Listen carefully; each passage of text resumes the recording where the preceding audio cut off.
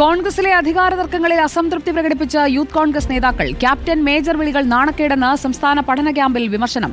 VD. സതീശനെ മുഖ്യമന്ത്രിയായി അവരോധിച്ചുള്ള സാമൂഹ്യ മാധ്യമങ്ങളിലെ പ്രചാരണം തള്ളി പി.ജെ. കുര്യനും ചാണ്ടി ഉമ്മനും രംഗത്തെത്തി.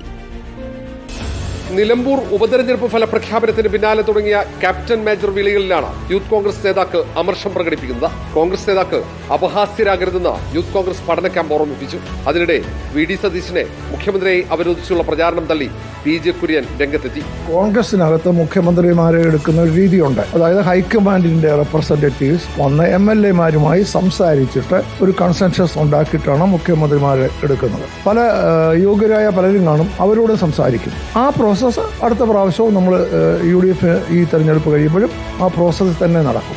വിവാദങ്ങളിൽ അസ്വസ്ഥത പ്രകടിപ്പിച്ച വി.ഡി. സതീശനും രംഗത്തെത്തി. മാധ്യമങ്ങൾ കുത്തിത്തിരിപ്പുണ്ടാക്കുന്നുവെന്നാണ് സതീശന്റെ പരാതി. ഒരു കുത്തിത്തിരിപ്പ് ഉണ്ടാക്കേണ്ട, ഞങ്ങളൊക്കെ ജ്യേഷ്ഠാനുജന്മാരെ പോലെ ഒരുമിച്ച് പ്രവർത്തിക്കുന്ന ആളുകളാണ്. ഞങ്ങൾ കുടുംബമാണ്.